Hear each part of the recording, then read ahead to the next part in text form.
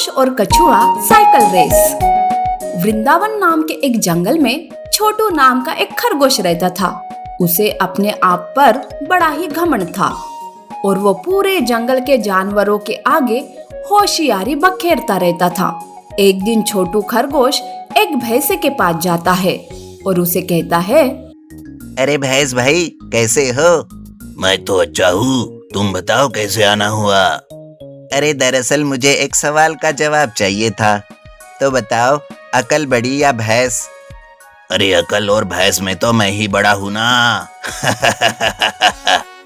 भैंस का ये जवाब सुनकर खरगोश जोर जोर से हंसने लगता है और वो भैंस से कहता है, अरे तुम में तो जरा भी अकल नहीं है, वरना जवाब सही सही से देते। खुद के शरीर को देख के जवाब दोगे तो यही होगा। यूं हंसते हुए छोटू जंगल के सारे जानवरों को भैंस के बारे में बताता रहता है। सारे जानवर भैंस पर हंसने लगते हैं, जिस वजह से भैंस को बड़ा ही गुस्सा आता है और वो अपने दोस्त भालू से कहता है, अरे ये छोटू तो बड़ा ही बदतमीज है। उसने एक सवाल के मेरे गलत जवाब पर मजाक बनाकर सारे जंगल में बताता हुआ घूम रहा है। क्या कहा? अरे इस छोटू खरगोश को तो सबक सिखाना ही होगा, लेकिन कैसे? इस तरह दोनों मिलकर सोचते रहते हैं कि तभी भालू के दिमाग में एक आइडिया आता है और वो भैंस से कहता है, अरे सुनो भैंस भाई, हम छोटू खरगोश को कछुए के साथ एक रेस में हिस्सा लेने के लिए कहेंगे और चालाकी से उस छोटू खरगोश को कछुए से हराकर ही बदला लेंगे। अरे लेकिन कछुआ रेस करेगा कि नहीं कैसे पता? उसके पुरखों ने कई बार खरगोश को हराकर खुद को साबित किया है। इस वजह से कछुआ फिर से वही सब करेगा, ये मुझे नहीं लगता। अरे तुम वो सब मुझ पर छोड़ दो। छोटू खरगोश से बदला लेने के लिए अब देखना मैं क्या करता हूँ। ऐसा कहकर भालू खरगोश के पास जाता है और उसे कहता है, अरे खरगोश, पता है कल कछुआ तुम्हारे बारे में कह रहा था कि खरगोश फालतू के सवाल पूछकर भैंस जैसे जानवरों को बेवकूफ बनाता फिरता है। अगर उसमें हिम्मत है तो मेरे साथ साइकिल रेस लगा कर दिखाए।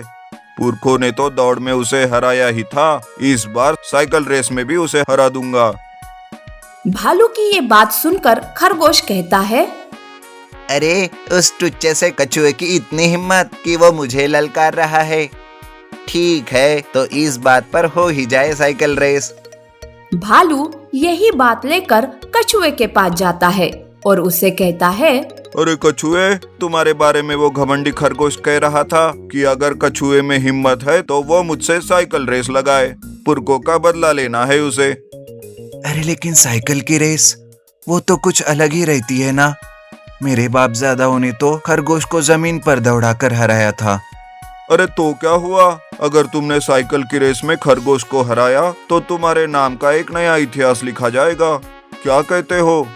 ये बात सुनकर कछुआ साइकिल रेस के लिए तैयार हो जाता है। रेस का दिन आता है और सारे जंगल के जानवर रेस देखने के लिए जमा हो जाते हैं। तब कछुआ कहता है, अरे भालू भाई, मैं तो साइकिल बड़ा ही धीरे चलाता हूँ। अरे कोई बात नहीं, मैं हूँ ना तुम्हें बताने के लिए, तुम टेंशन मत लो। अच्छा, फिर ठीक है। रेस शुरू हो जाती है और छोटू खरगोश तेजी से अपनी साइकिल को भगाने लगता है। इधर सारे जानवर कछुए को लेकर परेशान रहते हैं, क्योंकि कछुआ बड़े ही धीरे धीरे साइकिल चला रहा था। ये देखकर भालू को एक आइडिया आता है और थोड़ी दूर एक मोड़ पर वो एक कुत्ते को कछुए के पीछे लगा देता है। तब भालू जोर जोर से चिल्लाने लगता है, अरे भाग कछुए भाग, तेरे पीछे कुत्ते लगे हैं। क्या कहा? कुत्ते? अरे बाप रे, भागो भागो, अरे बचाओ, कोई बचाओ। कुत्ते को पीछे आते हुए देख कछुआ पसीना पसीना हो जाता है और बड़ी ही तेजी से साइकिल को चलाने लगता है। कुत्ता भी कछुए के पीछे तेजी से भागता रहता है। देखते ही देखते कछुआ छोटू खरगोश को पीछे छोड़ देता है और इस तरह से कछुआ साइकिल की रेस भी जीत जाता है और भैंस खरगोश का मजाक उड़ाकर अपने अपमान का बदला कछुए और खरगोश की साइकिल रेस से ले लेता है। धूर्त बिल्ली का न्याय। बहुत पुरानी बात है। एक जंगल में एक बहुत बड़े पेड़ के तने में एक खोल था। उस खोल में एक चिड्डा रहता था। हर रोज वो खाना ढूंढने खेतों में जाया करता था और शाम तक लौट आता था। एक दिन खाना ढूंढते ढूंढते चिड्डा अपने दोस्त के साथ दूर किसी खेत में निकल गया और शाम तक नहीं लौटा। जब कई दिनों तक टिड्डा वापस नहीं आया तो उसके खोल को एक गिलहरी ने अपना घर बना लिया और वो वहीं रहने लगी। लगता है अब वो चिड्डा कभी वापस नहीं आएगा, वो कहीं और चला गया है। ये खोल अब मेरा है, मैं रहूंगी इसमें। लगभग 2 से 3 हफ्ते बाद चिड्डा वापस आया। खा खा कर वो बहुत मोटा हो गया था और लंबे सफर के कारण वो काफी थक भी गया था। लौटकर उसने देखा कि उसके घर में गिलहरी रह रही है। ये देखकर उसे बहुत गुस्सा आया और उसने चिल्लाकर गिलहरी से कहा, ए गिलहरी, मेरे घर में क्या कर रही है? निकल वहां से। मैं 2-4 दिन के लिए इधर उधर क्या गया, तूने तो मेरा घर ही हड़प लिया। चिट्टे को इस तरह चिल्लाता हुआ देख गिलहरी को भी गुस्सा आ गया। उसने कहा, कैसा घर? कौन सा घर? जंगल का नियम है कि जो जहाँ रह रहा है वही उसका घर है। तुम यहाँ रहते थे, लेकिन अब मैं यहाँ रहती हूँ, इसलिए ये मेरा घर है। इस तरह दोनों के बीच बहस शुरू हो गई। चिट्टा बार बार गिलहरी को घर से निकलने के लिए कह रहा था, लेकिन गिलहरी अपनी जगह से टस से मस भी नहीं हो रही थी। नहीं जाऊंगी, नहीं जाऊंगी, नहीं जाऊंगी। अरे ऐसे कैसे नहीं जाओगी? मेरा घर है, तुम्हारा नहीं, मेरा घर है। तब चिट्टे ने कहा, इस बात का फैसला अब हम किसी तीसरे से करवाएंगे। उन दोनों की इस लड़ाई को दूर से बैठी एक बिल्ली देख रही थी। उसने सोचा कि अगर फैसले के लिए ये दोनों मेरे पास आए तो मुझे इन्हें खाने का एक अच्छा अवसर मिल जाएगा। ये सोचकर वो पेड़ के नीचे ध्यान मुद्रा में बैठ गई और जोर जोर से ज्ञान की बातें करने लगी। उसकी बातें सुनकर चिड्डा और गिलहरी ने सोचा कि ये कोई ज्ञानी लगती है, हम इसी के पास फैसले के लिए जाएंगे, चलो। उन दोनों ने दूर से बिल्ली से कहा, बिल्ली मौसी, तुम समझदार लगती हो, हमारी मदद करो जरा, और जो भी दोषी है उसको तुम खा लेना। उनकी बात सुनकर बिल्ली ने कहा, अब मैंने हिंसा का रास्ता छोड़ दिया है, लेकिन मैं तुम्हारी मदद ज़रूर करूँगी। समस्या ये है कि मैं अब बूढ़ी हो गई हूँ और इतनी दूर से मुझे कुछ सुनाई नहीं दे रहा है। क्या तुम दोनों मेरे पास आ सकते हो? उन दोनों ने बिल्ली की बात पर भरोसा कर लिया और उसके पास चले गए। जैसे ही वो उसके पास गए, बिल्ली ने तुरंत पंजा मारकर एक ही झपट्टे में दोनों को खा लिया। तो दोस्तों, इस कहानी से हमें क्या सीख मिलती है कि हमें झगड़ा नहीं करना चाहिए। अगर झगड़ा हो भी जाए तो किसी तीसरे को बीच में नहीं आने देना चाहिए।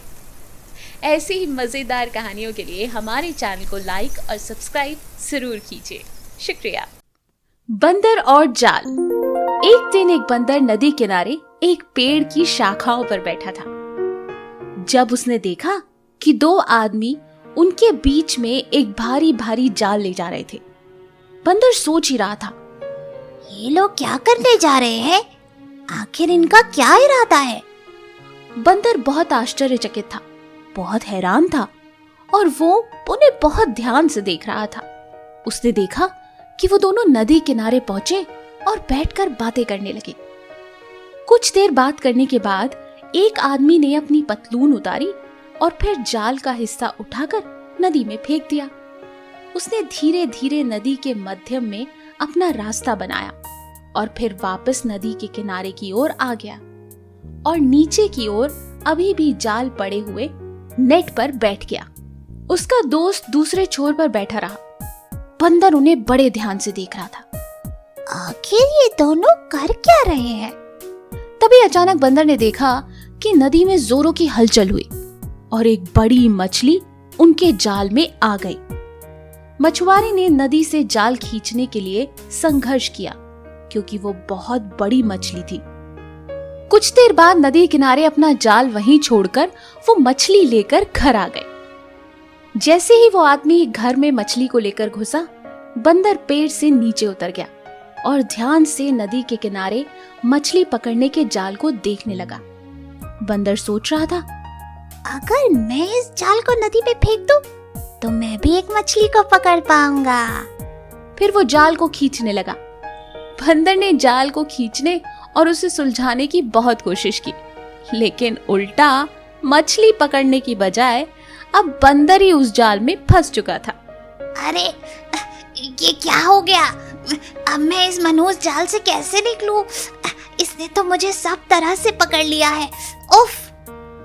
जैसे जैसे वो जाल से बाहर निकलने के लिए संघर्ष करता गया, वो नदी के पास और निकट होता गया।